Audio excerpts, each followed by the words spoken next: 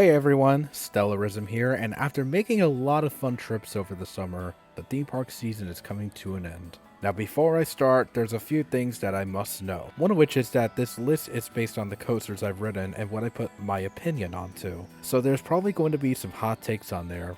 The other thing too is that there's also a few parks I still need to get to, such as Busch Gardens Tampa, Six Flags Magic Mountain, Silver Dollar City, you name it. At the time this video is being made, I've ridden a total of 312 different roller coasters, and trying to rank them are not easy at all. Especially trying to figure out what should go at this part of the list and that part of the list. But after taking a lot of time to figure this out, I am excited to show you without a further ado, the top 25 roller coasters I've ridden. Okay, starting things off with number 25 is Magnum XL200 at Cedar Point. Now this is a ride everyone would either love or hate because of its reputation, but I think it truly stands out as a major classic by legendary aerodynamics. As someone who enjoys rough roller coasters, it can indeed be a very bumpy ride, but I think it adds up to it. Also, the finish on this ride has to be one of the greatest finishes out there, in which you navigate through these cartoony looking airtime hills that give you some of the most ridiculous airtime you'll get on a coaster. Now I can totally understand why not everyone enjoys this, as it could be a very rough ride, but overall I think this ride has certainly lived through the decades quite well, and it's just a lot of fun. Number 24 comes Storm Runner at Hersheypark. Now I gotta say, despite that it gets overshadowed by other rides in this park, this is seriously a one-of-a-kind launch coaster. The start to this ride always kicks ass with that launch and the very famous spiel that is played right before launches. Now get ready, here we go! Then after, you'll experience some of the elements that this ride has to offer that are just so freaking weird, but in a great way. Like Jesus, why are they profiled like this? It is definitely one of the best launch coasters in the world, and when you compare it to other Intamin launch coasters, Storm Runner got those elements that the others don't have, which makes it a huge win-win for Storm Runner. If you come to Hersheypark one day, this is a ride that I don't think you should be allowed to miss out on. Number 23 is Gail Force at New Jersey's Playland's Castaway Cove, and yes, another launch coaster with perhaps wonky profiling. Now if you ask me, this is quite underrated and does not get talked enough. Essentially, this would be S&S's take on a premier Skyrocket 2, and I for sure think that this is definitely better than the Skyrocket 2's, 100%. The elements on this ride, for whatever reason, feel like inversions, when in reality, they're not inversions, which is one thing I find oddly interesting. This ride goes around the entire circuit twice, which really adds up for being one of the best boardwalk coasters out there. Definitely check this ride out if you're down the South Jersey area, it's definitely worth it.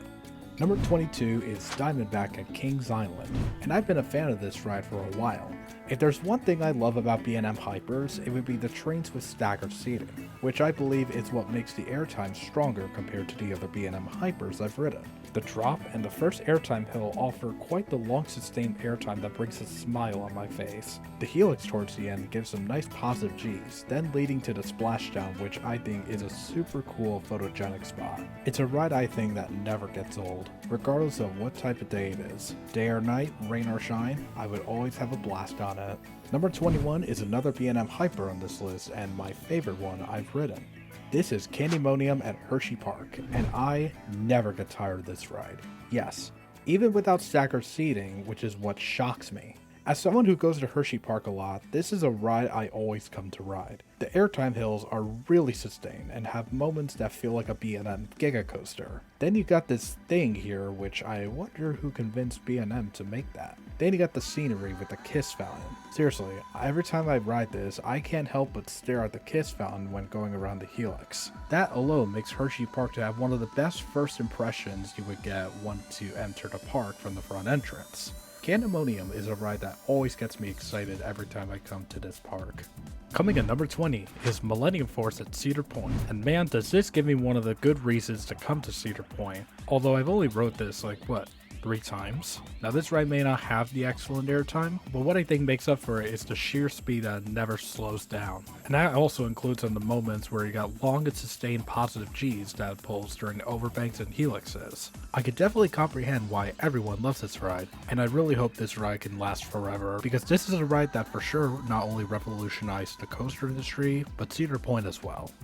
Number 19 is a classic that I know a lot of people love. This is Phoenix at Knoebels. Now this ride may be nowhere as big as Millennium Force, but do not let that fool you.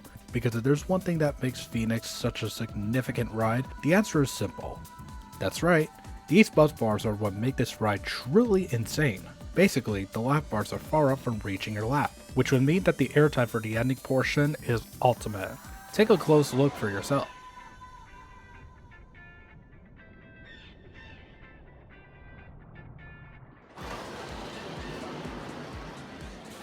And don't worry, you are absolutely safe. Honestly, I can agree why this ride always wins the Golden Ticket Awards for the best wooden coasters, and to an extent I can agree with that. Coming at number 18 is a coaster that not a lot of people are going to expect on this list, but this is Kingda Ka at Six Flags Great Adventure. Currently the tallest coaster in the world and the second fastest in the world. Now I'm not sure what it is, but for a long time I thought Kingda Ka has been a pretty good coaster.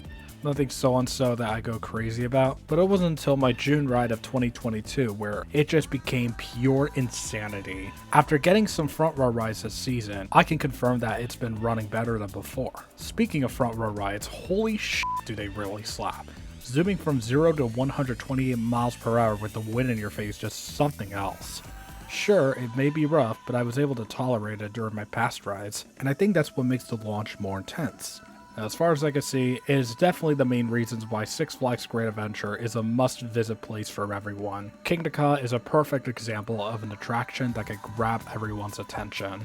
Number 17 is a coaster that is very similar to Kingda Ka, which would be Top World Dragster at Cedar Point. And it is such a bummer for what this ride has gone through. But besides that, this ride is overall pure insanity like Kingda Ka, except it does things that are better than Kingda Ka, even though they're one number apart from each other. The launch on Dragster, I believe, has had a faster acceleration, and the top hat on this gives a beautiful view. And not to mention, I stood out of my seat when we were going down the spiral, and especially with those beautiful T-bar restraints. Now Kingda Ka may have the better stats, but I think Dragster is the better ride overall. Like I said before, I really hope this park does not tear down the ride, and they at least do something to improve this, because this is one of Cedar Point's star attractions that give many people a reason to visit this park. Number 16 is Stunt Pilot at Silverwood. Last year, I was given the opportunity to visit the Northwest and make my way to Silverwood, which would give me the opportunity to experience Stunt Pilot. I could definitely confirm that Stunt Pilot is a very fun ride, which delivers some great airtime and whippy moments. As I got to experience the back row, the drop definitely caught me off guard with how much it launched me out of my seat. When I compare it to Jersey Devil, another RMC Raptor which is located at my home park, Stunt Pilot is a more intense ride as the elements are more compact and less drawn out compared to Jersey Devil. And as someone who lives in the East Coast, getting to Silverwood was very challenging, but I am proud to say that getting to ride Stunt Pilot was a true accomplishment.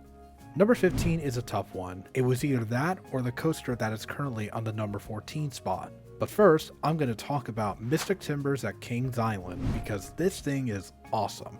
Now, spoiler alert, the shed may be nothing too redeeming, but what really makes up for it would be the setting in the woods. There was one ride I got when the park was dead after a thunderstorm came by, and the track was soaked from all the rain. So when me and my friend both rode it, holy shit, it was running super fast. Which brings me to another point that I really like about this ride, aka pacing. There's not really a single dead moment that they have on this ride. Now, do I think it is the best GCI I've ridden?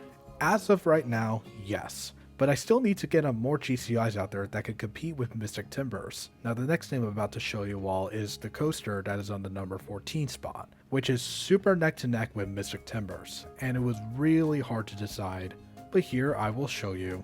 The coaster I'm talking about that takes the number 14 spot is Boulder Dash at Lake Compounds, and this is a ride I've had a very interesting history with.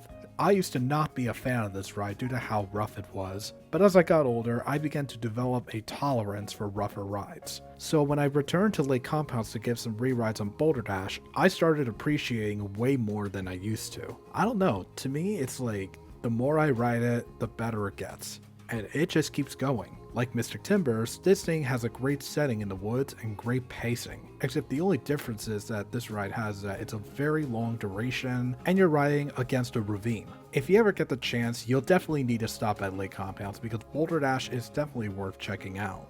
Number 13 is Orion at Kings Island. Now, if I'm being real here, this coaster for sure gets a lot of hate for being what it is, which I do not entirely understand. It may not have the stats like other Giga coasters, but this one absolutely surprised me. From my past rides, I've gotten really good airtime, and especially in the drop because Jesus Christ, it feels like you're falling forever. And I better not forget to mention that the helix near the end is great too, as I tend to gray out in that part every time. Now I know everyone has different opinions on Orion, but I think it stands out as the best ride at Kings Island, and also one of the best rides I ever rode. But hey, it's not over yet because there's still some coasters on this list that I will have to show you all next. Coming at number 12 is Maverick at Cedar Point. Now even though it's been about 4 years since I've ridden this, I've always been a huge fan of this ride, and in my eyes, I think it stands out as not only one of the clear winner coasters at Cedar Point, but in the world. It definitely goes to show that rides do not need to break any records to be a good coaster, because for a ride this size, it blows my mind with how it's designed. Some of the transitions on these elements are just flat out vicious, especially in the second half where you got these whippy Stengel dives. Hell, even the airtime is vicious. Now it does get very long waits, but I would totally be down to wait maybe more than 2 hours or more for a ride on Maverick because it is just an outstanding ride. It's really phenomenal. Number 11 is Twisted Timbers at King's Dominion, and I think what makes this ride really interesting is that this is one of the few coasters I've experienced where the middle section is the best and most violent parts of the ride when it comes to airtime. Usually it's either somewhere in the beginning or towards the end of the ride where the best moments occur. But I just can't get over how flat out violent the middle section truly is. Starting from the end of the cutback element leading to these WTF moments, which I think makes this ride one of the most extreme rides out there. But I will say, nothing could beat those moments you got in the middle section. As I think it makes a perfect fit for King's Dominion, I'd say it's definitely a ride that I would not mind marathoning every time I would visit. So now we go into the top 10. And the number 10 spot goes to Wicked Cyclone at Six Flags New England, aka the first RMC I ever rode. Last time I rode this, it was running on crack! Now I know this ride has been known for either hauling or running sluggish on numerous occasions, but when I rode this year, I was really shocked with how fast it goes through these elements, especially on this hill and the double down. Like Twisted Timbers, the airtime this ride offers is very mental. Now I think the only thing that Wicked Cyclone does better than Twisted Timbers is that it pulls a bit more positive G's on some of their sections compared to Twisted Timbers, especially on some of the moments where you go into the airtime moments. If you ask me, I think it's definitely a perfect fit for this park. It also makes quite an elite coaster for the New England coast. Number 9 is Phantom's Revenge at Kennywood, and what can I say about this ride? This ride really doesn't feel legal, as I mean in the best way possible. And why is that? Because the airtime is GOAT, for crying out loud. With the lap bars barely reaching your lap, you'll be in great luck with getting some of the most unbelievable airtime to ever experience on a coaster. Let's not forget about how amazing the second drop with that head chopper moment is while you're getting sustained floater. And let's not forget about these ejector pops you have on those bunny hills. It certainly delivers to have some of the best finales for a coaster. And now the next time I return to the Western Pennsylvania area, I definitely gotta return to this place because Phantom's Revenge is a ride that I absolutely love to death. And even after my first ride, as I'm sure a lot of people love this ride too. Speaking of love, the coaster at the number 8 spot is a coaster I think that deserves a lot more love from everyone. This is Superman the Ride at Six Flags New England. Are the restraints good? Simple answer, no. But does it stop me from having a good ride? Hell no! The way how I would describe Superman is like if Millennium Force were to be a hypercoaster and just added more elements that would truly stand out. Now when you really look at this ride, you could just see how this layout is designed. It seriously has one of the best layouts in the world, with the camelbacks on this ride delivering some of the best airtime moments that not many people emphasize on, and the helixes during the Spaghetti Bowl section pull some amazing positive G's.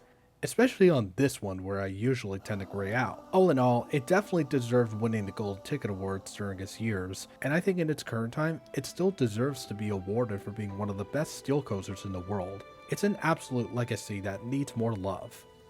Number 7 is Intimidator 305 at Kingdymanium, and if you enjoy passing out on rides, then this is the perfect ride for you. The way I could describe this ride is that it's essentially a giga coaster that tries to slaughter you. The first turnaround coming out of the drop gets me every time, in which I would end up graying out or sometimes blacking out, and this is coming from someone who rarely gray outs on roller coasters. This ride also features some whippy transitions that are just flat out demonic. Now I do find it to be very understandable why not everyone likes this ride, but as someone who loves to get disoriented on rides, it is an incredible sensation for me. I always come off of this ride feeling drained, wanting to marathon it, but it's still a good idea for me to save energy at the same time.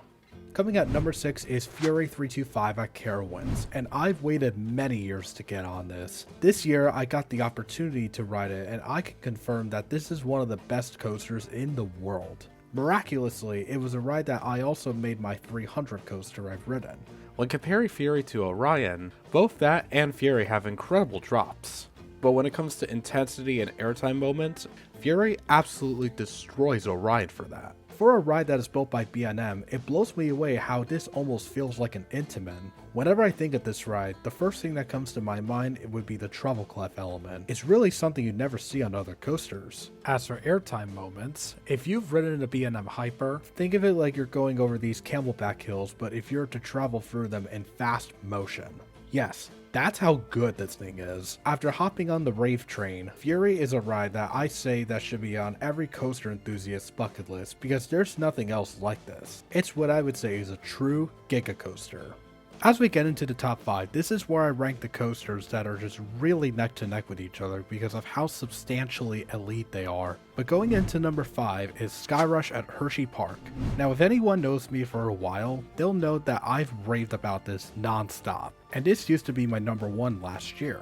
I know not a lot of people enjoy this ride due to the trapezoid looking restraints, but in my perspective, I have absolutely no problem with them. Yes, I am one of those people. The drop on this delivers some of the most extreme airtime out there, and the other airtime hills do not even feel legal. It definitely tries to kill you as they try to catapult you out of your seat. Like I said before, this ride may not be for everyone, but every time I get off this thing, I'll always think about the adrenaline rush this ride delivers to bring me such joy. Coming at number 4 is Steel Vengeance at Cedar Point. Now it's been about 4 years since I rode it, but from what I can remember, I had the time of my life during my first ever ride on it. It is such an airtime paradise from start to finish, as it features some of the best moments in the world. The huge outward banked airtime hill and the finale sequence are the 2 moments that I will never get over with how much they try to eject me out of my seat. Just like Maverick, it makes a perfect dynamic duo / top 2 in the park as it's a clear winner coaster. Now the reason why I don't have it as high on my list is because there are 3 more coasters I recently rode that genuinely deliver more. I still think Steel Vengeance is a world class, but I am definitely overdue to return to Cedar Point.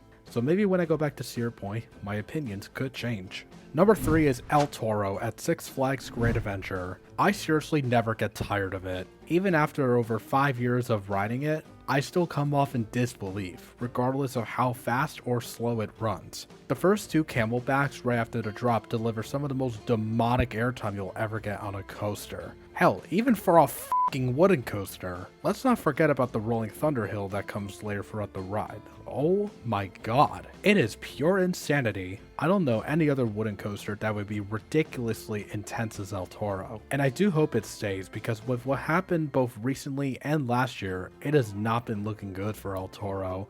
So I hope it does not go anywhere because it's a true legacy that stands out as one of the star attractions to Great Adventure. Number 2 is Lightning Rod at Dollywood. Now I only rode this with the iBox track, but I still think it's an absolute clear winner. From start to finish, you are given nothing but quite the surreal airtime it has to offer. The LSM Lift Hill makes a perfect start for this ride, giving the start of what's coming ahead, in which you'll be leaded to some of these top-notch moments, and especially the return trip. Starting from the quad down to the final brakes gives off what I think is one of the best ride finishes. Every time I come off this ride, I'm just like, oh my god, what the f just happened? What did I just ride? Despite the iffy reliability this ride has, it is still a ride that not only gives me a smile, but also gets me excited. And now we've come to number 1. And that number 1 spot goes to Pantheon at Busch Gardens Williamsburg. I was expecting quite low for this ride, maybe somewhere in the top 15 or perhaps lower. Then when I rode it for the first time, I freaked the fuck out. I even continued to freak out coming off of it after my first ride. I was speechless. Words cannot describe how much of a blast I had while riding it. The launch sequence during the middle of the ride, I pretty much have no words to describe it. The part where you launch backwards going over that hill, not too many people emphasize on that moment. It's something that you really do not get on any other coaster. That's how insane this thing is. The other moments including the top hat, drop, zero G stall, everything else that just really stand out. Despite the theming could be better, that still doesn't stop me from loving the hell out of this ride because words cannot even describe how this feels godlike. After getting my rides on Pantheon, I'll be looking forward to riding some of the other new Jet Intamin launches in the future, and that includes Velocicoaster, which I hope to ride sometime in the future. Whew, okay, that does it for my top 25. Now, if you'd like to share your top roller coasters you've been on, or what you think of this list, be sure to comment down below. Also, thank you guys so much for 200 subscribers. It really means a lot to me. And if you haven't already, please be sure to give this video a like and hit that subscribe button if you enjoyed it. Thank you all for watching, and I'll see you all next time.